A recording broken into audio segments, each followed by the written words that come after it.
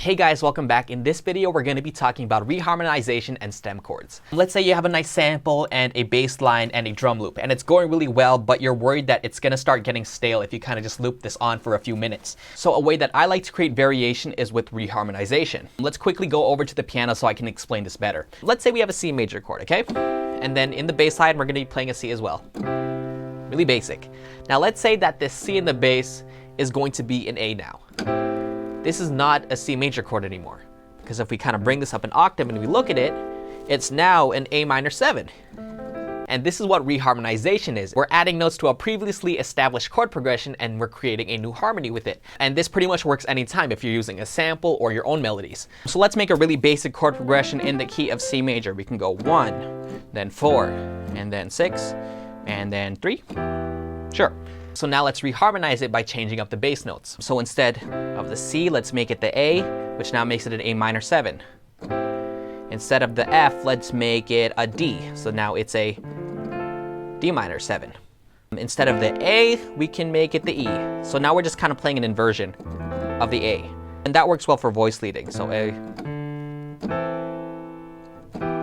And maybe we'll keep it as the E for that last chord as well. So here's the first chord progression. And here's the new one.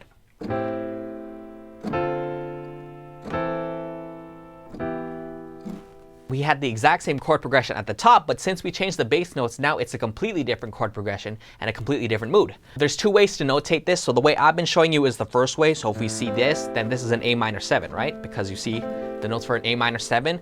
But there's also a method called stem chords. And a stem chord is basically saying what chord is playing at the top and what bass is playing at the bottom. And it kind of looks like a fraction. So in this case, the stem chord would be C major over A.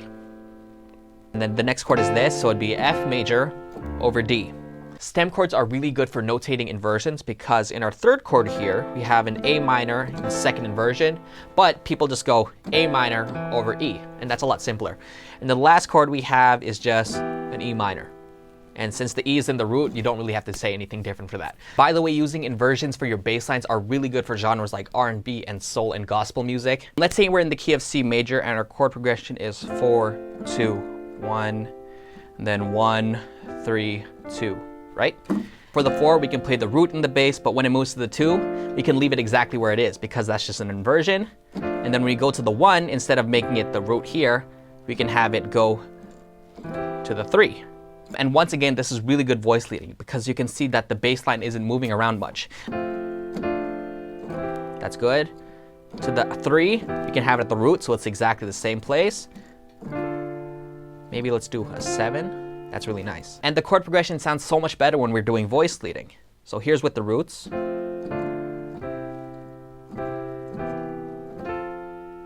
And if we start doing inversions and voice leading, it just sounds so much better. Now let's go back to the beat we were working on and let's make a fun little B section. So this is what we have.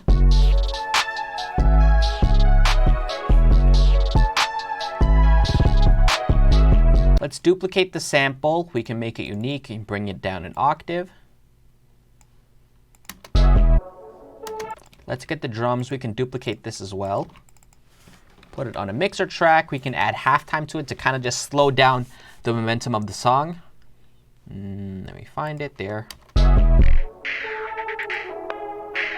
Might be really muddy, so we're gonna get rid of that low end. So we'll put a synth bass here and reharmonize it. Then we can have it go back to the 808s, the high energy drums.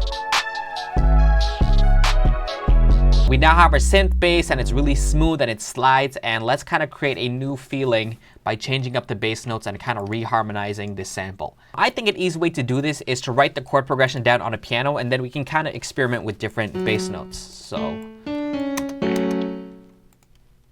let's kind of hear this. Yeah, 2. And I think we're just doing that. It's kind of inverted like that.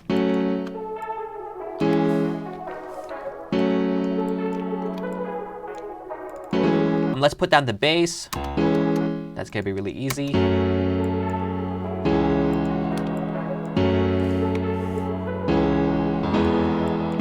Just like that.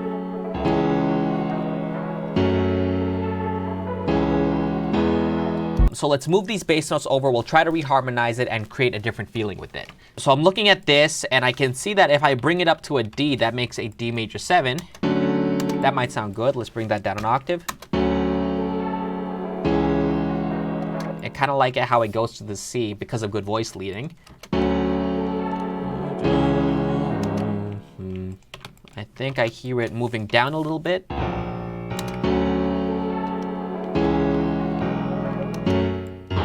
Maybe it goes back to the D.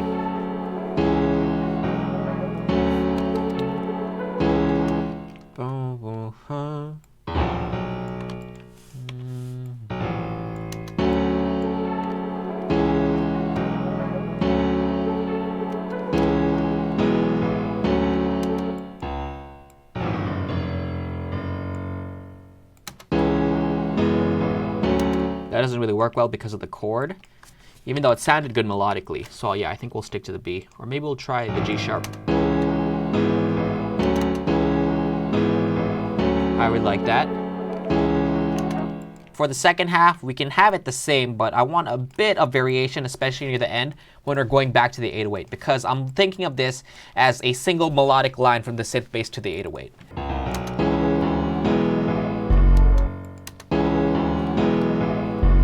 I like that. So this is the line for our synth bass. Let's just copy and paste it over there.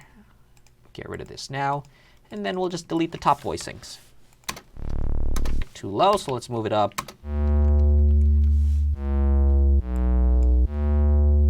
So I really wanted to glide in some areas, so I'm kind of listening to where.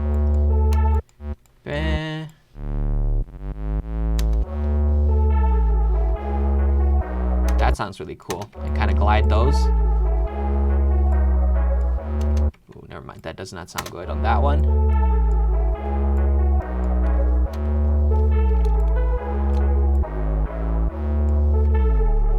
Ooh, that sounds really nice. Bringing it down the octave, so we can do an octave and then the 5th on the second one.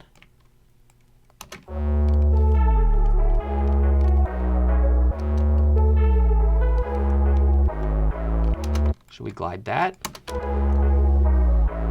Not really.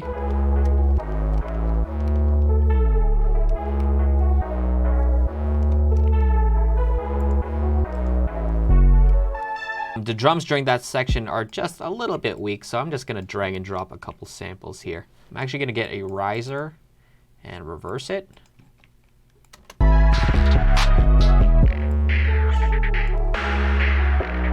Boom. Bang. Like that. Let's stretch it so it's a bit smaller.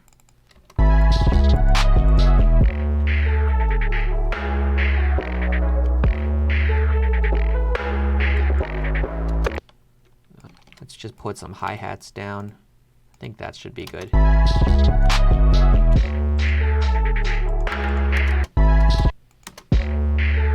I think we'll put the hi-hats kind of separated, and then we'll just put some echo, so it kind of feels a bit more organic. Let's do this one.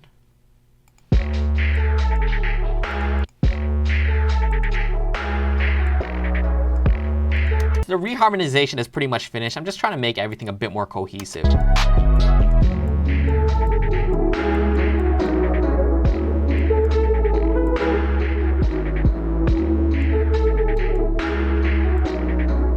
You know, it's a really spacey little section, so I'm just going to add a lot of delay and reverb and extra stuff like that. And if this drops back in, this should sound really good.